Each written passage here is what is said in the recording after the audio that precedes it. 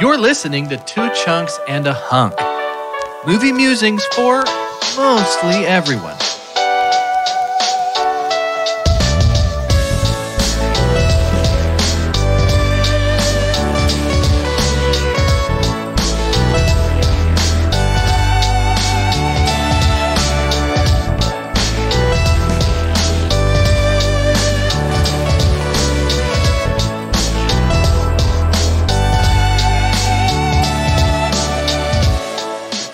Welcome to Two Chunks and a Hunk. My name is Jordan Wonders, and this week I'm your chunk.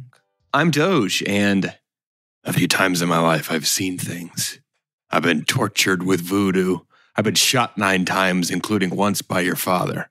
But I've been looking for Chunk all my life. That's really good. And I'm Carter, and I miss the desert. I miss the sea. I miss waking up every morning wondering what wonderful hunk the new day will bring us. A mine. They call it That's a all you mine. have to do. Gimli got Scottish there for a second in the middle of I know, I couldn't remember. I know he's got British. Oh, man.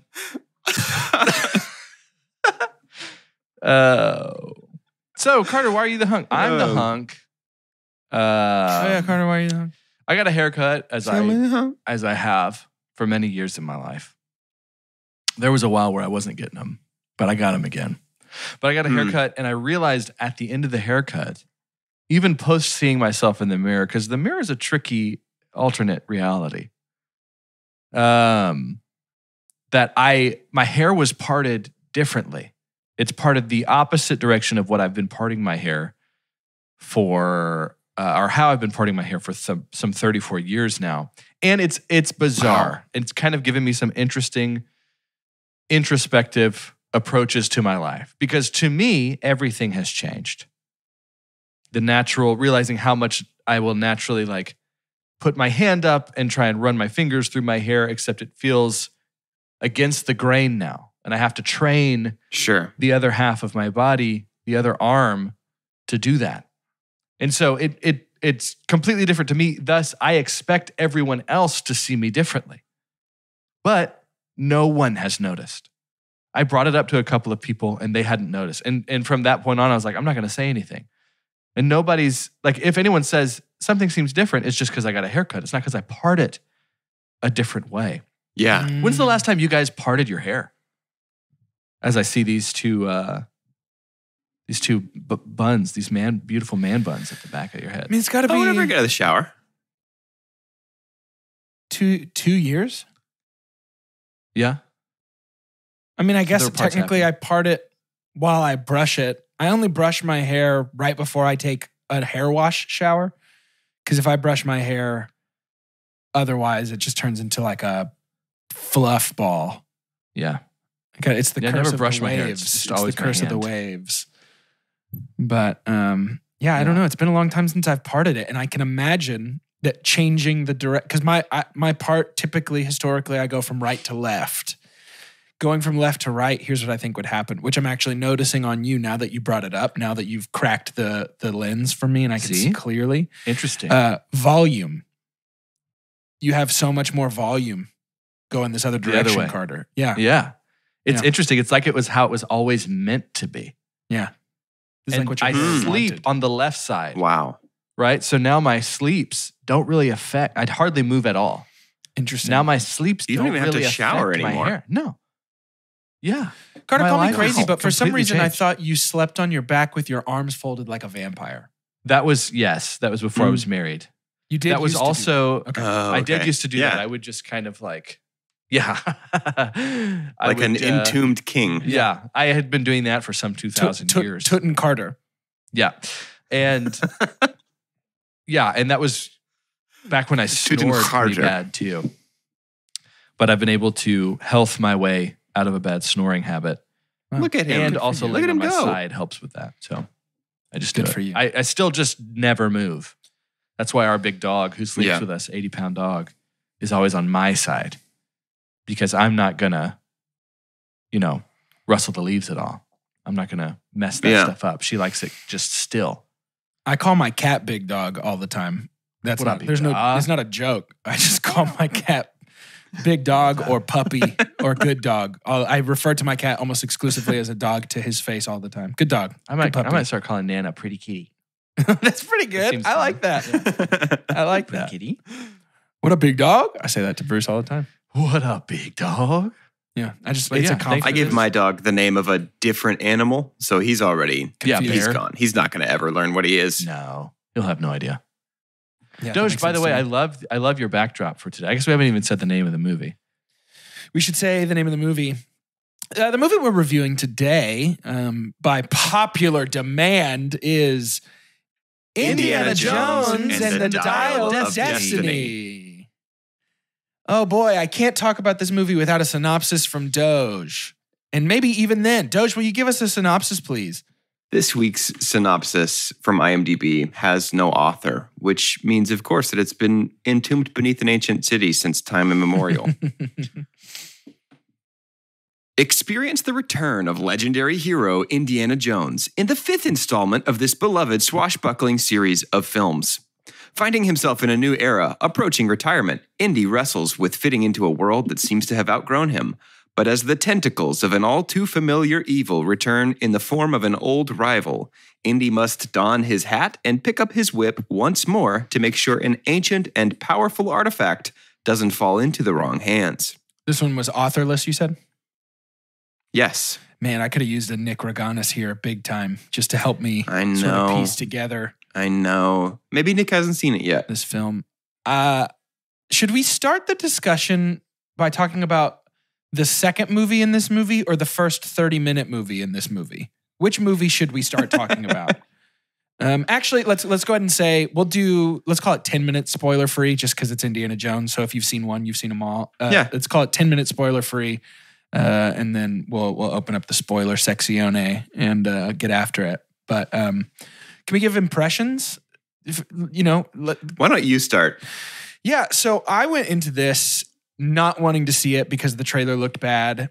And do you like not Indiana Jones? I do. I love the first 3 movies specifically a lot.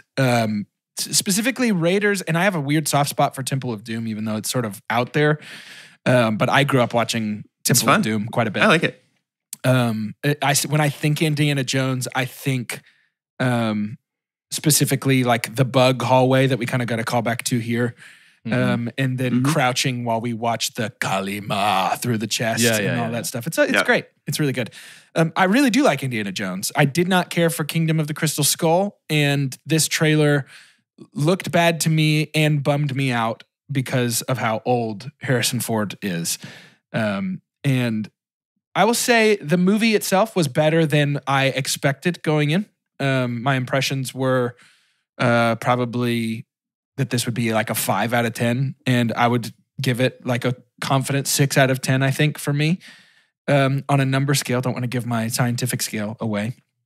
But man, I really struggled. I found this movie super boring for half the runtime, like incredibly boring.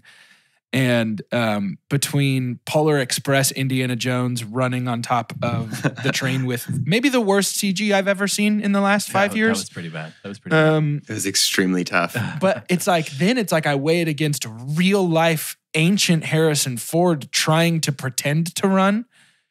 And it's like, oh man, what is worse? The CG amalgamation of what a human might be running on top of a train, or this old man power walking while his arms swing wildly and duck his shoulders to pretend that he's running? Which one's worse? And I think the answer is both worse. Both is worse. I don't know, man. This movie was a tough watch for me, but at the same time, I liked it more than I expected. So I'm torn. I'm torn here. Yeah. I enjoyed Dial of Destiny. I really did. And the thing too is I had a same Harrison Ford moment, especially when, we don't want to get into too many details, but this is no spoiler at all. Him and Salah run.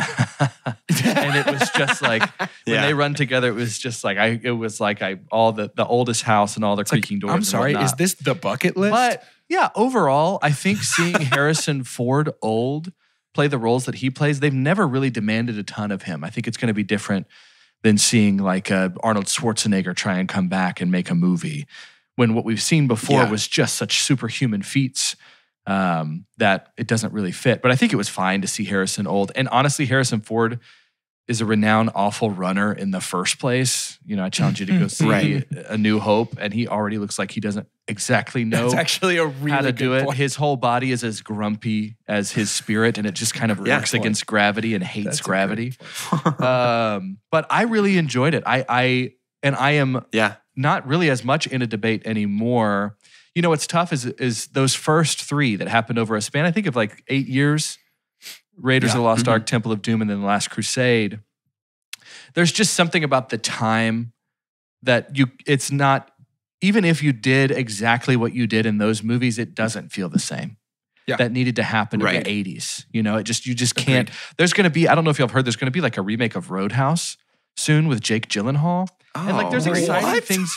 Yeah, there's exciting What? things about it, but it's like, it's just not, you can't get that back. You can't get that time frame back. Yeah, But I have will no say, connection to the overall, OG Roadhouse. In terms of my separate experiences with Temple of Doom and Dial of Destiny, I enjoyed the movie Dial of Destiny honestly more than Temple of Doom. If I was to Interesting. rank it as we seem to do with franchises that maybe get 3 or more installments to rank those, I think Dial of Destiny is right in the middle for me. I think it's just That's above fair. Temple of Yeah. Doom, even though it doesn't give me, you know, the Dr. Jones moments of the world, the things that are already, there's not going to be things in Dial of Destiny that happen like 20 or 30 years from now we're quoting.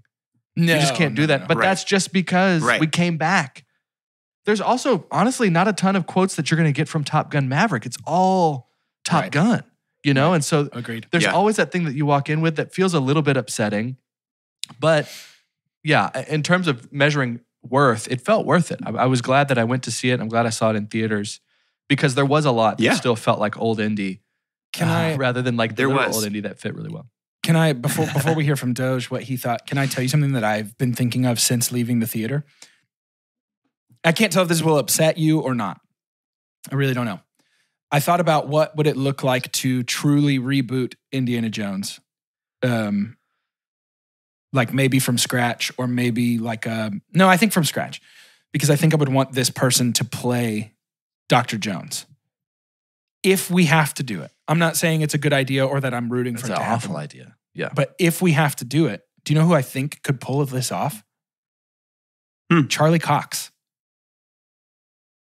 Yeah. I think so. I just He think could be that good. he has that, he can play exhausted and interested at the same time, which is, I think, the major funny. That's good. prerequisite for Indiana Jones Yeah. is to be just so tired, but also so invested in what's going on. Yeah. Yeah. And And, it- I think he's believable as a subject matter expert in everything. Yeah, totally. I agree. Yeah. I could see that. I feel that. That's I could good. totally see that. It's tough, you know, like, and it's, I just don't want that to happen to Harrison Ford anymore. The fact No. that Nah. we made up, someone else played Han Solo is just should have never happened. That I agree with. Yeah. Even I though I've think, come you know- around on Alden Ehrenreich quite a bit, and I do like him. Sure. a lot. I like him as an Yeah, actor. he I did think it- he was he actually- miscast in that role. Yeah. I think, Indiana Jones and Han Solo come up pretty often in like both in like top 20 of like greatest movie characters of all time. Yeah. So for, Harrison Ford, I had a fun argument. Mike Trozo, who's been on the podcast before, I think the question's transformed, and sometimes it's just to meet the needs of the person making the argument themselves. Sure. A little bit manipulated, but it has been like, who's a bigger icon, movie icon, Harrison Ford or Tom Cruise? My argument is Harrison Ford, and he says Tom Cruise, and he doesn't have a bad argument. Things of like, who would be more recognizable, you know, out in public. And it's like, that feels like a wash. I feel like everybody knows what those two look like. But I think in terms of the characters alone, Harrison Ford has a grip kind of like nobody does. Yeah.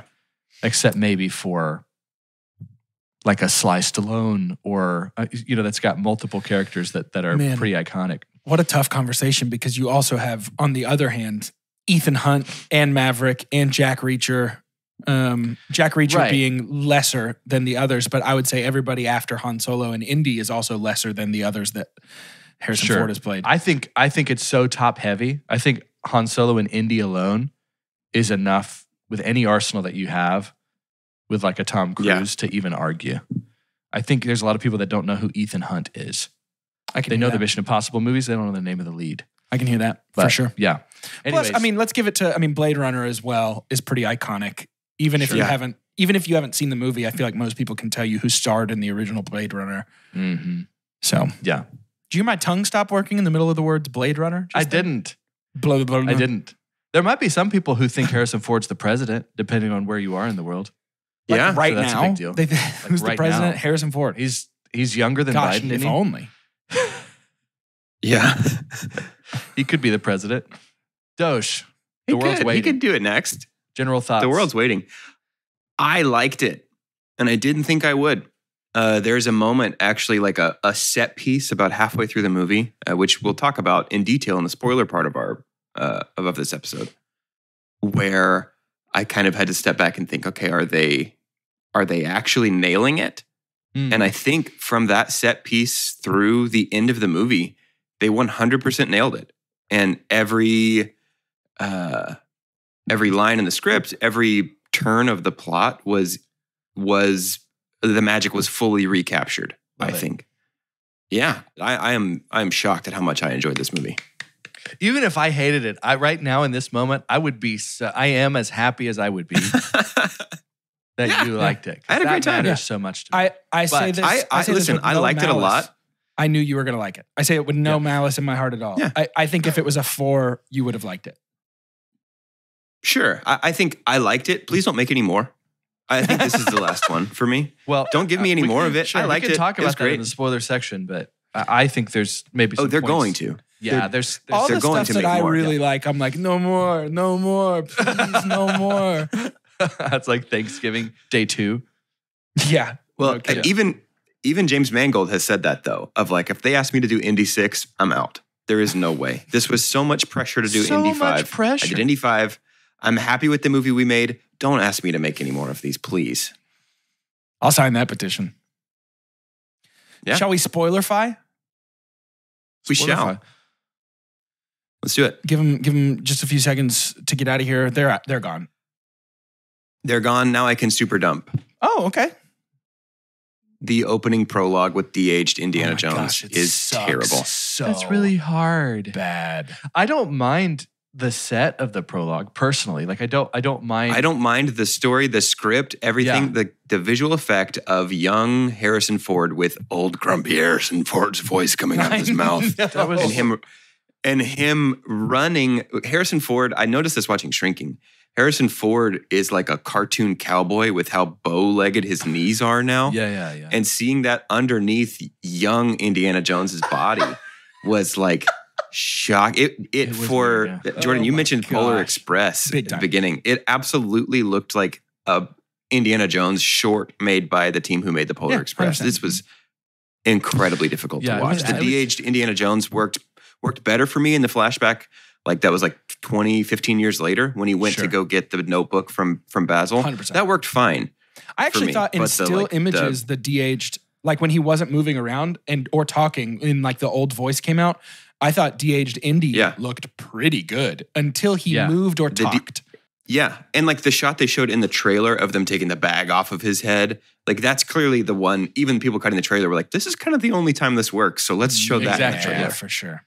Yeah, when For that sure. first time when it happens. It was So- just asking, that part felt like it was asking too much of that technology. Like it was like, hey, we Yeah. can't do this for this long. And I think the worst thing about spending that much time in an indie, you're spending that in the like real world golden age of Indiana Jones. Like I can't help Right. but think about how good Raiders is and how good Temple of Doom is and how Yeah. great Right. Last Crusade is when I see this indie today in 2023. And so to put that and make it feel like Anastasia a little bit was just like, I don't want that. So I'm Because the other thing about that is I think the choreography overall in this movie is far weaker than the choreography of the first 3 Indiana Jones movies. The kind of like, I think the greatest encapsulation of Indiana Jones choreography is when Harrison Ford had dysentery. And so he couldn't do the stunts. And so the guy comes out with his sword and does all these sword tricks and Indy just shoots him in Raiders. Yeah. But the Indiana Jones choreography is like so, it's like the a good version of the barrels scenes in the Hobbit movie, where it's just like kind 100%. of people falling Maguri. forward, stumbling forward through a set while a set piece happens around them. Mhm. Yeah. And this train, I think they were really, really trying to have that kind of like bumbling Maguri choreography feel, Yeah. and they did not capture it Yeah. in the train sequence to me. Yeah. It's like, I feel like if you took Jerry Rice and we're like, we're going to put him in a real game again, but you want to make Jerry Rice still look good, everyone else, something's wrong. You're like, you are not Yeah. playing to, it's like we built a course for current Harrison. And, if the balance is we've got to use, but here's the thing too. I forgot how Indiana Jones movies are full of just such superhuman punches and kicks.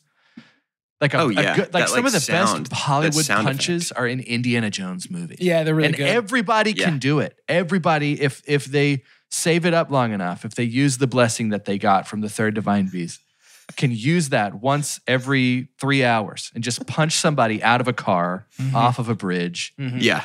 Love the cover face with hat, punch through hat move. That's just classic. gosh, come on. Yeah. Classic. My super Yeah, dump is also the opening 28 minutes of past Indiana It was long. Jones. It was 28 minutes. Or 25, 26. It was over 25 minutes. It was over 1/5 of the the runtime theater of just this hears movie. the beep, like you brought an actual Basically. stopwatch for everybody. It's such a stupid decision to start this movie like this. It just sets the complete wrong tone for everything about the movie. The visuals, the vibe, it just sucks. And it's so long before we even get to what we're actually doing in this movie. And I'm baffled that we chose to do this in this movie. It's just crazy. There Yeah. is something And about a decision so like would that you- happening at the beginning that feels like even Yes, more Yeah. it set the It's like, tone. this is, It set a bad tone for this movie for me. Would we have felt better? So, notably, The Last Crusade starts with a really, really long flashback to Kid Indy, played by River Phoenix. Would we feel better about this if it was recast? If it was, would not help. Alden Ehrenreich, even though he's played young Harrison Ford. If it was like the guy who played young Harrison Ford in Age of Adeline, if it was Anthony Ingruber, or like, you know what I mean? Like if it's somebody doing that's fine with me. at what It's point does better it for sure. cross into like you're doing a Harrison Ford impression rather Yeah. than playing a character? I know what think you mean? could still I don't know how you do this. I still think you could de-age Mads because he needs to be, because we know Yeah. who Indiana Jones is and we know like who that's supposed to be. But to have a character that we're supposed to see at the beginning, like at these 3 beats of the movie, like throughout the movie, like younger and older, go ahead and de-age Mads because we're not asking too much of him anyways. They did the same thing to him, right? Because it looks Yeah. much better on him, who doesn't does. make many facial expressions in general, especially when he's playing a villain. And so it's perfect. Yep.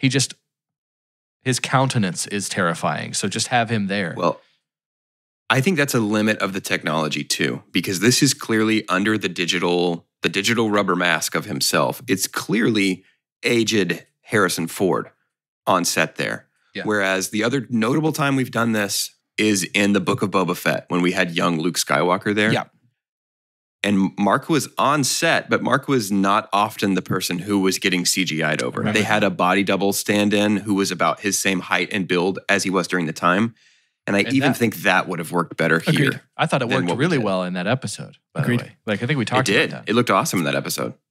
My super dump is off the table, but just to continue the conversation about choreography for 2 seconds, the choreography was almost my super dump because it felt like the choreography of this movie more than any Indiana Jones movie I've ever seen was, I love what you said, like Indiana Jones choreography is typically set piece happens while Indy and company magoo their way to safety.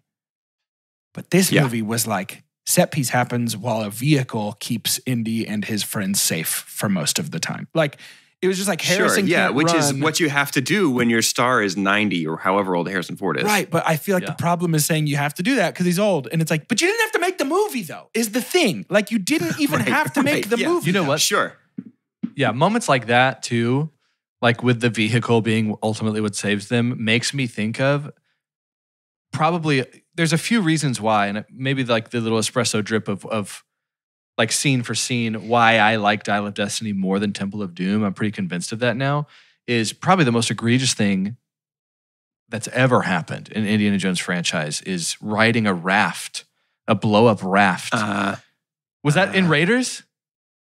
No, that's in Temple of Doom. The most egregious thing that's ever happened is let me climb into a lead-lined refrigerator to survive a nuke. Oh, sure. Yeah. Well, that's true. That's I guess a vehicle that saved him. But I'm talking about like, feels like the scenes are moving, chase type thing. Flying the raft down out of the crashing plane. I was just like, now it's a comic book. And that's fine. Raiders can walk that line sometimes, but yeah. I think what I'm saying more than like vehicle specific is just like, rather than have Indy magoo his way to safety, it's like, let's put Indy safely in this boat and let someone else do the magooery. Yeah. Which, if we're going to make a later Indy movie, I think going the Creed route of Rocky's here, but he's training and helping, and he's sort of the guy in the chair for the next person. Yeah. And we're about to have to head to shout announcements like pretty much right now, but if only we had somebody in this movie who showed some charming promise as a potential takeover for Indy's position. Let's head to shout announcements.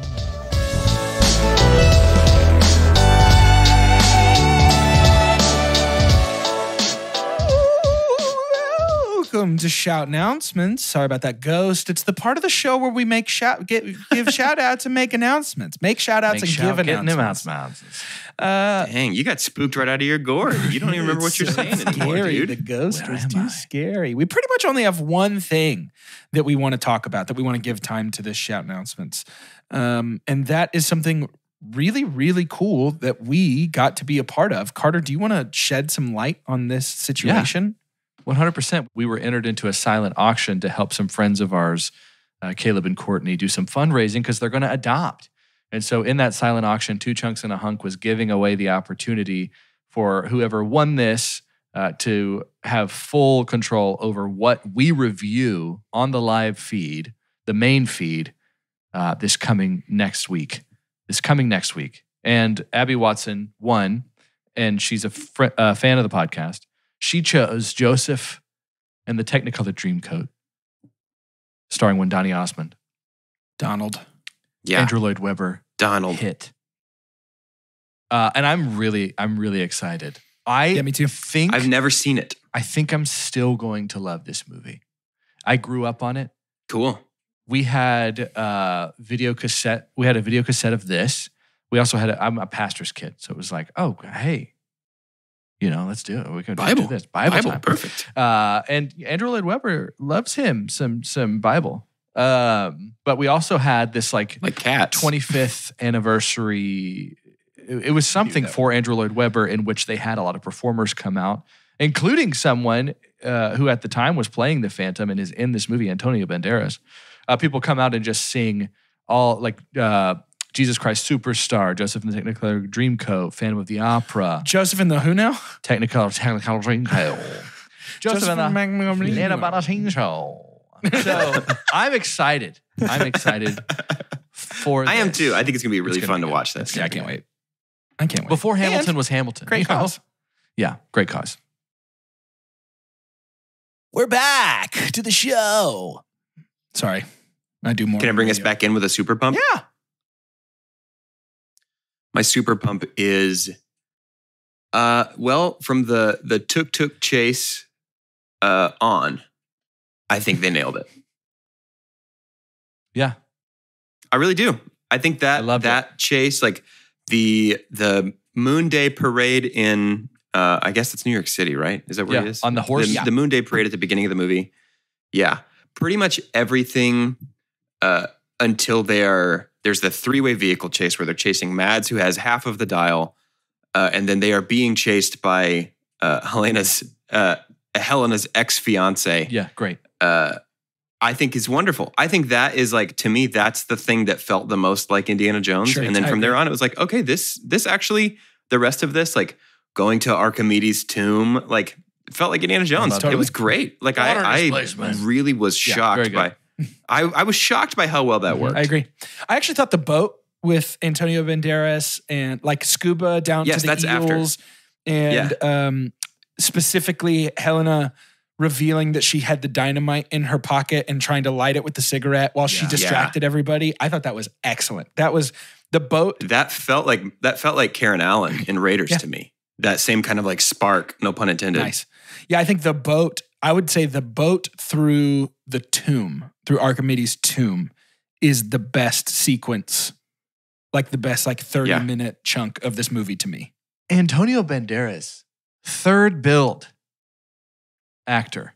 Yeah. Isn't that 6 crazy? minutes of screen time at most, and half of it's in a mask. That's weird. He gone. He beats out Mads Mikkelsen for billing. Yeah. It's interesting. Crazy. It's interesting. Unreal. Absolutely But crazy. yeah, all of that. I mean, there were the scene of the eels. That was Chelsea's bathroom break, and she timed it well. But like The eels were great. glowing red of this some 50-odd gaggle of eels underwater was terrifying and great. Yep. And Yeah. took us to, like Indiana Jones. The line, they're basically like snakes underwater. Yeah. And Indy going, no, they're not. Yeah, I thought that was It was awesome. great. I thought that was I loved awesome. it. It was so funny. It was good. I love a confident denial for like a verbal denial to justify the mental denial of like nothing like snakes. Not like snakes at all. I thought that was awesome. Yeah, no, I really thought the boat sequence, scuba specifically, like when the line was cut, was very scary. I thought all of that was really thrilling and fun. That was, to me, the boat was the first time it felt like an Indiana Jones movie through the Tomb of Archimedes. The ending did not work for me. But like the actual going through time to the Battle of Syracuse was about the point that I was like, all right, they could run the credits. I think I'm realizing a little bit, and this happened after Temple of Doom, before Last Crusade, Die Hard came out. And so I think there's been a lot of credit given to Bruce Willis for that kind of action movie being so countercultural at the time, of being like this more regular dude thrown into a scenario like that. But I'm realizing how much in terms of a hero, like seeing fears of somebody and seeing weaknesses, like that was always Indiana Jones. And I think that was really cool. And I think that's a little bit more influence maybe on John McClane than maybe would you guys classify Indiana Jones as an action movie? I think Indiana Jones. I know is Harrison action. Ford doesn't. He doesn't, but I think Indiana Jones he's a different kind of, he's a 1B action hero. I don't know. I would call them, I'd say adventure. an adventure movie. And watching this made me realize that even though this one didn't necessarily nail it on all fronts for me, I miss adventure movies. I don't feel like we get a lot of adventure movies anymore. And I think that genre, I'm hoping that what this does is makes enough money to justify some people greenlighting some adventure scripts, because they gave it a really shot with think- Uncharted. We had that vibe with Tom Holland. Yeah. And Uncharted, the games are fantastic. And The Antonio movie- Banderas. Yeah, he's back. The movie could have been better, obviously, but that vibe of like, we got to go to this place to spelunk to find this thing because it's the answer to this riddle that goes here. Like, I love that. And I think more of that would be good. The Da Vinci Code tried that. I think National Treasure succeeded at that really very well. 100% agreed. Yeah. But I think the Da Vinci Code is like more serious, right? I think that something with, I think to have a successful adventure movie in this vein, it requires some charisma and some silliness. Camp. That's what makes it. That's why Uncharted works so well, is because Nathan Drake, I mean, obviously it's basically directly inspired by Indiana Jones. Like, it's basically the video game version of Indiana Jones. But just the wisecracking, like laughing in the face of death because the other option is crying kind of vibe is so fun to me. And I think we deserve more of it. Yeah. And that's just what I think. That's what we're thinking about it then. I still have a Carter, super have you pumped, super but I don't pumped or think super Carter dumped? has given us anything yet. Nothing. Carter's playing his cards close to his chest Playing his today. Carter's close to his chest. I will super pump. Yeah. Wombat. I think Same. Phoebe, dude. Phoebe Waller-Bridge. I love her. Way to actually go here. Like 100%. She's great. We needed to have a certified caretaker for Harrison in this, in a way. But it felt like she really likes Indiana Jones movies. Like, it felt like, it's one thing, because Harrison Ford is one of those, like, and we mentioned Tom Cruise earlier, that I think just about anyone except maybe like Nicholson or De Niro is geeking out to share the screen with them, right? Sure. Except for like the egos that are beyond ego. And so, especially for someone of her age. And so it felt really cool to see how much fun Agreed. she was having. And, you know, she's dipped into some action adventure before. And it's funny because she was opposite the younger version of him in Solo. Yeah. As I can't remember the robot's name, but we haven't really seen her in it. And she fits it very well. She's excellent. I was she's great. I wasn't surprised because I just really like her. And I know she's got some range, but we needed, you knew when she was cast in this role, a lot of people were excited about this. You know, she's funny. Yep. And she's going to be believable she's not really a Magoo. She's kind of the most capable person. She had some Ocean, some Danny Ocean. She George had some Clooney Danny to Ocean her. vibes, some control the whole time. But her having the relationship that she had with Indy as her godfather, you know, I almost super pumped. Just some of the themes were great. You know, I think Chelsea was making a comment that the script felt like it was holding some cards close to his chest too, because I don't know that we know that Shia LaBeouf dies until later in the movie. The scene where they share on the boat when it was like, what would you tell him if you could go back in time? Wow. Yep. What a wonderful. And Harrison Ford finally got to act. Yes, dude. They finally let him act eventually. Legitimately heartfelt, you know, and you forget how much Harrison Ford gets to do that as Indy. And he's got moments as Han Solo, but really it reminded me of like who he really gets to be in The Fugitive, one of my favorite movies ever. Is just this distraught. He's lost someone. And it was great. I think the movie, Phoebe Waller-Bridge's role, Helena, is a really big part of why I like the movie. I think if she's gone and she's played maybe by somebody else, I don't know, she felt perfect for it. And I don't think that's easy to do in a movie with an iconic character. I think the best outcome of this I think that's the misstep of Kingdom of the Crystal Skull is trying to put old Indiana Jones in the central action driving the plot role. Sure. And I think it's not that Indy took a backseat in this one, but they shared driving duties. They swapped off every couple hours on their long road trip to the credits of this movie. And I think you have to do that because I don't think that he can carry an action movie anymore, unfortunately, which is sad to say, but I don't think he can. Of course he can't. It would be crazy to think Harrison Ford could still carry it. It would be insane. Yeah. Think Harrison Ford So the real answer is that to stop making Indiana's Jones. You know what I mean? I think Helena too, Jordan, before you get to your point, feels the most like the kind of character that Marion was in that she's going to fight. Like she's tough. And she's capable. And that's kind of the best person to pair Ford with, to pair Indy with. And so, very good. Yeah. Yeah, I think the best thing that could come out of this movie is that Phoebe Waller-Bridge is taken more seriously as like a fun actor as well. Because if you haven't seen Fleabag, it's brilliant. Like 10 out of 10, brilliant. Maybe some of the best writing in anything. And she did it all. She's so fantastic. But then most of her live action stuff has been relegated to she's playing a CG character. I say most of. Sorry. The only thing I really know that she's done in this vein is Solo. And she didn't get to be Phoebe Waller-Bridge. She had to be the voice of a robot. And I think putting her in this, I hope, shows people how charismatic and fun and how much weight she can carry in a movie like this. Yeah. Because I would love to see her get a chance to flex the fun muscles a little more, because Fleabag is a lot of things. It's not fun. It's kind of dark and it's super funny. Did you know she has a screenplay by credit for No Time to Die? I just read that. Yeah, What? so she's familiar with that action, eh? So she's an excellent writer and is I think for a long time was known more for that. But did not know that. And I knew she was a producer an executive producer for Killing Eve, which has its own kind of levels of action in there too. But it definitely makes sense that something like that would be pretty close to her heart. That's pretty crazy. Yeah. Cool. I love that. Way to go, Phoebe. Way to go, She's Phoebe. awesome.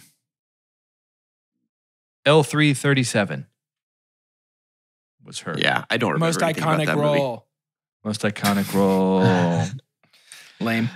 I think getting past the question of why on earth would you make another Indiana Jones, because I think the real answer has a lot to do with how poorly received Star Wars has been since Disney bought it. And they're like, man, we spent $8 billion on Lucasfilm. We got to make something that is universally liked. Yeah. And I think they're just trying to effectively manage the properties that they bought. Yeah.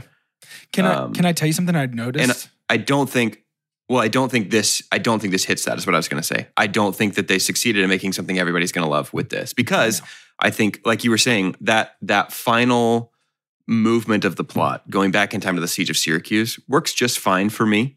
But I know, Jordan, it doesn't work for you. And I know there's a lot of people that it's not going to work for. I think it's going to be pretty evenly split down the middle of, like, people are like, yeah, this is no different than, like, meeting Archimedes himself is no different than meeting a Knight of the Round Table. And then there are people who are going to be like, no, it is fundamentally different. I land in fundamentally different, I think. How? Yeah, and I'm not saying convince me. I'm not saying how dare you land there, because it's not a ridiculous place to land. Sure. Yeah, I think for me, what it boils down to is just the overall. First of all, anytime you get a time paradox, it already goes off the rails a little bit, because it's the idea of, like, Archimedes knew they were coming and somehow knew that they were going to be coming with firepower to help win this war, and counting on the fact that it wasn't just going to be some rando that found it and fell through the sky and died on impact. I think he didn't know they were coming. I think it was a Hail Mary of, I'm building this device that's going to point someone at some point to this fissure in time. Yes, but also... And I'm going to hope that they come through and hope. Right, but also, in a paradox, he didn't know they were coming, but they were always coming. They were always coming with planes. Right. And they had already, the Phoenix with the propellers was clearly the burning plane and all that stuff. I just think it's a little silly that Indy, the climax of this movie is that Indy is the Deus Ex Machina for the Battle of Syracuse. I don't know, man. It just didn't work for me. It maybe fundamentally different is incorrect, because I don't know that it is fundamentally any different than opening the Ark of the Covenant and melting a bunch of Nazis, or fundamentally any different than bumping into a knight of King Arthur's court. Like, drinking the cup the round table that Jesus drank from. Yeah. Well, and I think, so for me, I think it's a little bit easier to swallow for me, because I read all of the novels as well as a kid. And it's like, in those, Indiana Jones is going and speaking to the Oracle at Delphi. Indiana Jones, if you played Indiana Jones, The Fate of Atlantis, he finds the lost city of Atlantis. Indiana Jones in the Emperor's Tomb was a PlayStation game that I played, where he meets, like, this ancient emperor. In the Young Indiana Jones Chronicles, they're bookended by an actor playing old Indiana Jones who has an eye patch. Canonically, Indiana Jones's eye was stabbed out with, like, poked out with the hilt of Excalibur. The butt of the sword stabbed him in the eye. A guy trying to rebuild the Nazis stabbed him in the eye with Excalibur. So, like, it's wild stuff all the way down. And so this just did not. I was like, yeah, sure, why not? Yeah. Indiana Jones meets Archimedes. Sure. Yeah, I loved it. Except for it wasn't Indiana Jones meets Archimedes. It was Indiana Jones wins the Battle of Syracuse on accident on behalf of Archimedes. I never through got a time portal in the sky. I never got the vibe that that's what helped win the battle. No, it definitely is. That's what they were talking about. They were saying that they essentially came through with firepower and defeated the invading army and saved the day. At least that's the vibe I got. So, like, I think so. And, like, basically the popular notion for the real Battle of Syracuse is that through there is no way that they should have been able to repel the Roman forces, but somehow it worked. And maybe it was Archimedes' big mirrors that he reportedly built. Like, all of these, like, historical legends. Like, we don't really know how it happened, but yeah, I guess it was Archimedes in his abundant knowledge of mathematics spent his entire life building a device that would point somebody to a fissure in time as a Hail Mary. Yeah, sure. He didn't build a time portal, which is important. He built a device that could identify as a time portal. Sure. Yeah. And ultimately, like, what's the point of saying how silly the ending of an Indiana Jones movie? The last 20 minutes of every Indiana Jones movie 100%. Is off the rails, ridiculous. Is the wildest stuff you've ever seen in your life. It's not even my biggest problem with the movie, so I don't want to waste time being a curmudgeon about something that ultimately it doesn't really bother me all that much. I just thought it was silly to the point of, like, okay, let's wrap it up. But I do want to say that this is a little, it sounds more hum-ho Is that a phrase? Sounds more Ho-hum. whiny, curmudgeonly. Ho-hum, thank you. Sounds, I don't want to be a hum-ho about this, but Yeah. if this was MCU presents a new hero called Indiana Jones and this was the first movie, people would be talking about how much they loved this. Because I think the MCU, I was just thinking about this as we were leaving the theater yesterday. I think the MCU has somehow bought the right in people's brains to make a 6 out of 10 and say it's really good. And everybody's like, yeah, it's pretty good. It's like, it was not really good. It was pretty bad, actually. And I think that this movie is better in retrospect. I know that we have rated a lot of the most recent MCU movies more favorably than I think of this movie in my head. But I think that's just out of desperation or denial. And I really think this is better than half of the stuff that's come out since Endgame from the MCU. Yeah. And it's just because if this movie had started with the dun dun dun dun dun dun dun dun dun dun dun dun of the MCU, then people would be like, this is an 8 out of 10 great movie. It's not an 8 out of 10 movie. But it's just, I don't want to sound like a hypocrite and say that this movie didn't work for me, but like some other random MCU movie did. No, I think But you loved Thor Love and Thunder. Right, exactly. Yeah. I just think that, I think it's fair to acknowledge that MCU has its ratings boosted frequently by reputation. Yeah. Where Indy does not. If we kept the bag on Indy's head and he gets to Super Magoo his way through that train and it just gets to be his voice, is that better or does it feel lazy? It's certainly more. It's not lazy. Less expensive. Somewhere in between. Yeah. It was going to be hard to do regardless. I think it's somewhere in between. We had. Yeah. Right. Yeah. My super. Right. How did we feel about the actual ending? Is that what you were going to talk about, or were you going to super dump? I was going to super dump, but there's stuff in here a little bit. Oh, go. I loved the actual ending, save for like the callback. It was really, I got emotional. The kissing, like where does it not hurt or whatever. Me too, man. Man, that was so sweet.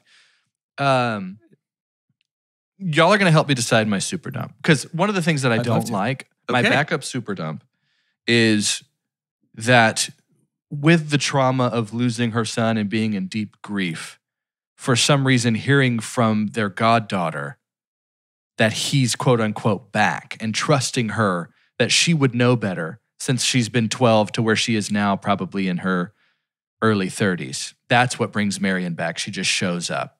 Felt too convenient in a movie that's full of convenience for the sake of the movie. Sure.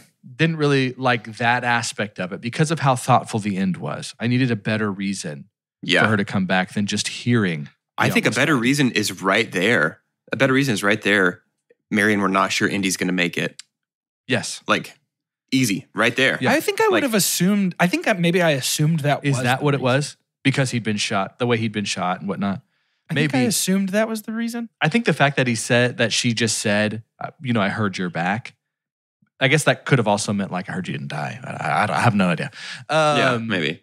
So maybe that's not it. But the Dial of Destiny. I interpreted it as I heard you're back, like mentally. Like I heard you're like, I heard I've got my husband back. Yeah, you're here again. You're present again. That's what's tough for me. Yeah. Is that it's hearsay that brought her back. After something, every other player in that storyline is incredibly deep and visceral. Yeah. But she just heard from someone they hadn't heard from likely in a long time. So that I had some troubles with that. So the Dial of Destiny itself, I didn't understand. And it can still be my own subjective personal super dump if I want it to be, but I'd love for y'all to talk me into how it works. I don't get how we knew where the time rift. It felt like the dial itself could cause the rift in time. But if like the whole time I was being told it knew where it was. It knew how to find them. Yeah. So I didn't. So the way I understood it is the way that the Nazis thought that it worked is that there was always a rift in time between two locations. Any two locations in time are always connected by a hole in the sky. And so this dial, you're able to dial in, where do I want to go? When do I want to go? And then the outer arm will point you toward the coordinates in the Alexandrian coordinate numbering system, will point you toward the coordinates of the rift that will take you to that place. So the rift, the way that it actually worked is, go ahead. The rifts always exist. But the way that it actually worked, the way that Archimedes designed it, is there was a rift in time opening above the Battle of Syracuse, and he had calculated with the motion of the planets that the rift would open above the day that the Romans were invading. And so he created the device that at any point you could dial it. At any point. Yeah, that's what was tough for and me. it would, at any point in time going forward, you could say, where is the rift, basically? And it would point you to that rift. And that's the only rift in time that takes you to that. That's the only time that rift has appeared. But there's always, like, since that battle, there's always been a portal somewhere to take you to that battle. Gotcha. That's what Wombat says. It's a false deck. It always leads here. No matter when you dial it, it always leads here. Okay, gotcha. I understood most of that. I think it was just for me, the fact that rifts always have existed felt too convenient. Yeah, I think that's got to be it. I dig that. So in that case, then my super dump is that we wrote, for some reason, to judge and make fun of Teddy, he had a straw hat on. No.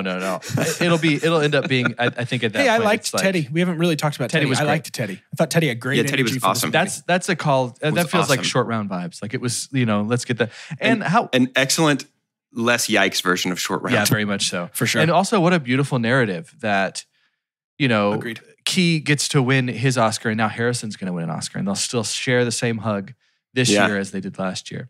Have you seen the video? Ke Huy Quan was invited to the red carpet premiere of this. Have you seen the video of him sneaking up behind Harrison Ford while he's giving an interview to somebody else? Yeah.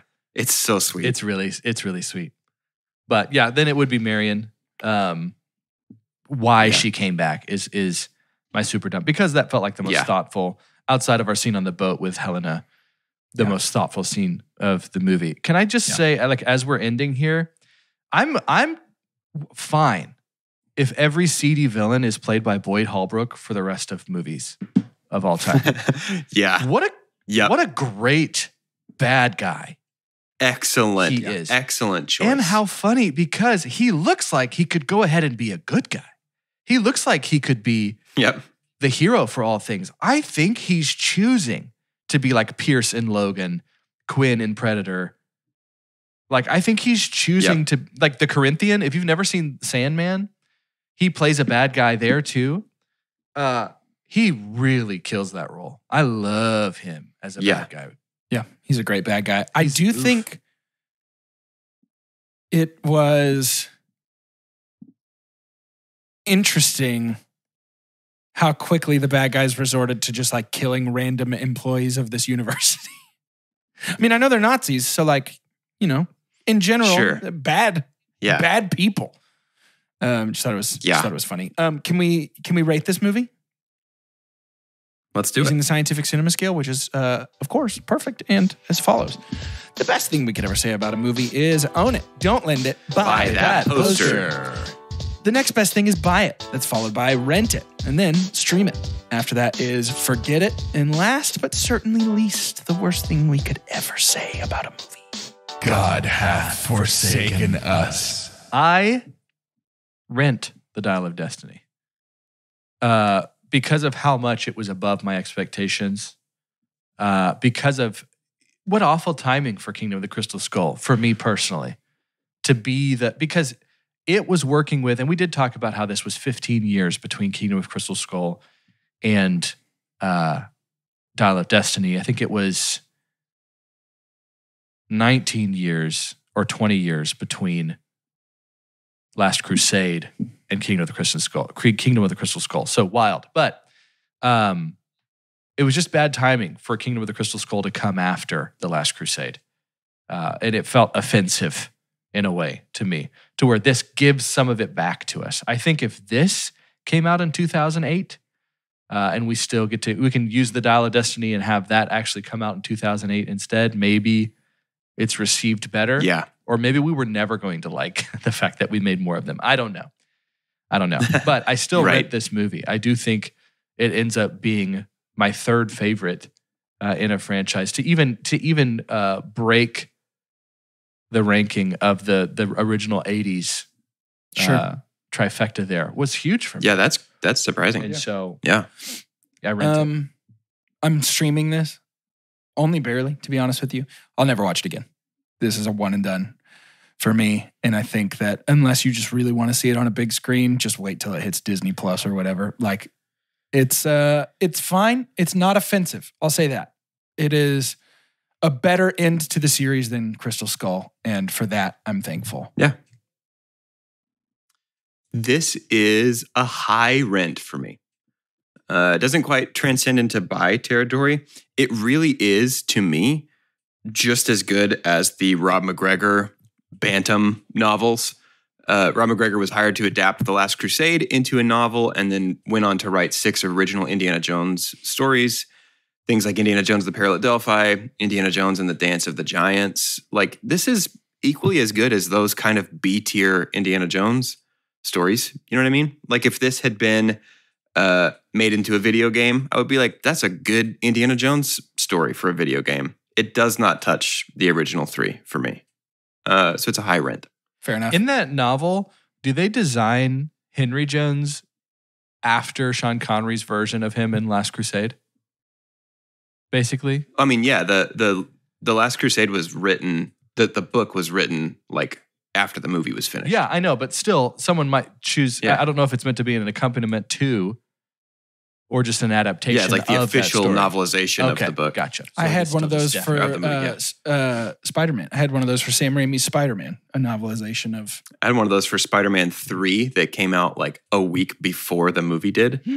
And so I read the whole thing before going to see the movie and spoiled it for myself. A little spoiler. That's like Legos. Seeing Lego sets coming out. You're like, Yeah. who's that? Yep. Who's this? Which guy's this guy? Or like Funko Pop, and you're like, interesting. There's many different versions of Shang-Chi. wow. Interesting. Indiana Jones will have 3 different hats in this movie. One is a scuba hat. A scuba hat. Scuba Indy. I Interesting. love scuba hats. Indiana Scoob. That's a thing. That simply Zoinks. has to be a thing. Indiana Scoob. It has to be. It I has feel to like be. that's definitely a thing. Anyway, that's our discussion of Indiana Jones and the Dial of Destiny. Thanks for playing. Next week, we're going to be... If you've liked this episode, go ahead and leave us a review on iTunes. And specifically note that Jordan did not want to do this episode. I didn't. He petitioned Carter and I to please not do I think this I asked you episode. guys And 3 separate times, are we 100% sure we want to watch this movie and review it? Yeah. think of all the good podcasts you would have been deprived of. So if anything, it should make it more valuable. I can't Give us stop 6 thinking about stars on I can't iTunes. stop thinking about it. Hey, I liked it better than I thought I would. Yeah, me too. So I think we did. I think that's kind of the response from everybody is, hey, that was not as bad as I was afraid it would be. Except IGN. I don't know how IGN gave it a 4 out of 10. This I doesn't don't feel like a think it's a 4 out of 10 4. movie to me. I think even the least charitable read of this is not a 4 out of 10. I don't think it's a 4. Oh, that's awesome. Yeah, that Carter tracks. is showing us Fred. What's the subtitle there? Fred Jones what? Fred Jones and the Blade of Bolivar. Not very Scooby-Doo, but that's okay. Next week, It's we're going very to be Indiana doing Jones. Joseph and the Technicolor Dreamcoat, courtesy of a really awesome opportunity that we were so happy to be a part of. So make sure you check Yeah. that out. It's going to be fun. To end today's... And let me say, that jacket better be so cool, or I'm going to be so bummed that Abby Watson requested that we watch that movie. That's it really better where be it is, isn't it? like a cool jacket. Yeah. It's true. Must be. Needs to be. To end today's episode, I'd like for each of us to say our names and what popular IP we would like to see take on the Indiana Jones format, either satirically or seriously. Vis-a-vis Fred Jones and the whatever of Bolivar. Sort of like how our favorite funny show Family Guy does Star Wars episodes sometimes. That's it. Sure. Exactly like that. For 2 Junks and a Hunk, my name is Jordan Wonders, and I would like to see Dom Toretto and the Carburetor of Carthage, where Dom and crew travel through time to receive the ancient Carthage carburetor of legend that makes... I don't know what a carburetor is, but it makes the car go faster, even faster than ever. They're going back in time to find Carchimedes. Ooh. Very good. Yeah. Also sub in the I'm Corona of Doge. Carthage. Very good. Yeah, the corona of Carthage, the Corona of Carthamedes Carthage, Carchimedes Corona We of lost Carthage. Doge. Yeah, We that's lost it. That's Doge. the He one. died. He gone. That's it. I'm stuck in this hole forever. The hole was always there. I'm He Doge. simply just pointed you to it. I'm Doge, and I'm actually a little surprised that Community never did an Indiana Jones nice. vibe thing with how often they did stuff. Well, they did have the how were Temple they of never? Doom, the boulder in Abed That's and Raiders, Troy's yeah. apartment. Oh, Raiders. Yes, Sorry. they did. Yeah.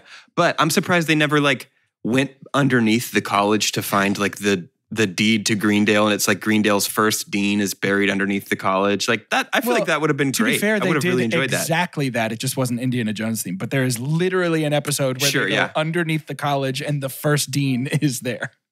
Yeah, to Greendale Computery College. That's funny. I'm Carter, and I would have loved a Ted Lasso episode where it was Kansas City Jones to see Ted running around, given these little like team building moments for the crew. Oh, dude, he to lost try his and playbook. steal something. Yeah, He lost his playbook. He's Yeah, got to they retrace play it his up steps really and go well. find it. yeah, Ooh. Yeah, that'd be fun. that'd be a lot of fun. Somebody write to Brett.